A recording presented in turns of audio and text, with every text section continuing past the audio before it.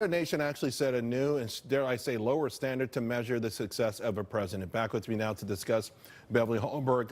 All right, Beverly, it was always about jobs and wages and keeping inflation down and global peace and prosperity. Not anymore. Yeah, I thought it was about the economy, stupid, but it doesn't seem that way anymore.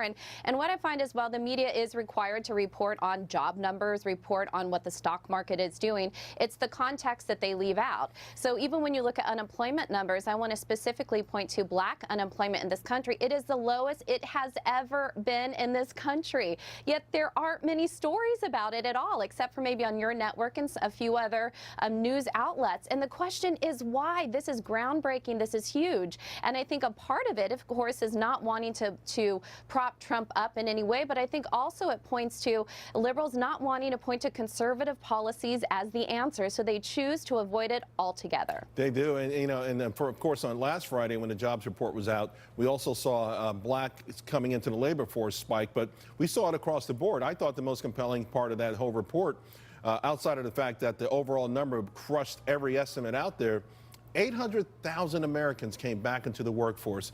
That speaks of some sort of enthusiasm, some sort of magic that sort of, when America thought, or Americans thought, all of us thought that we can get out there and there was an opportunity for everyone. I feel like we lost that for a moment. And perhaps you're right. Maybe ideology comes before everything, but I don't think the media should be that way.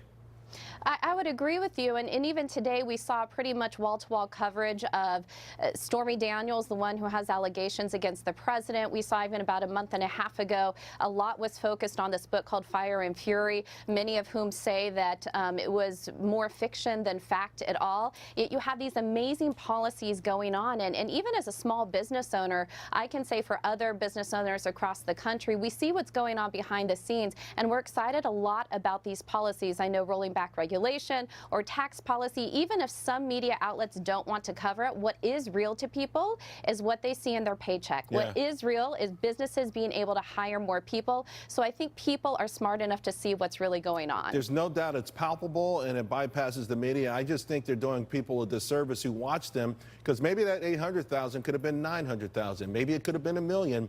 Maybe more people would have been enthusiastic about what's going on out there if they only didn't hear bad news or bad rumors or scuttlebutt, because some of it's not even really news.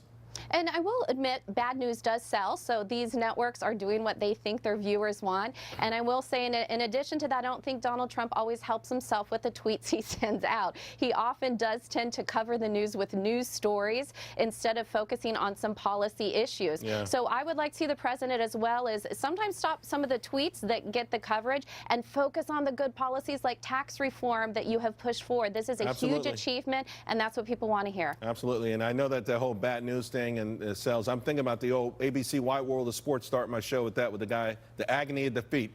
People love watching that guy tumble down the ski thing. Beverly, have a great weekend. Thank you. Thanks a lot. Well,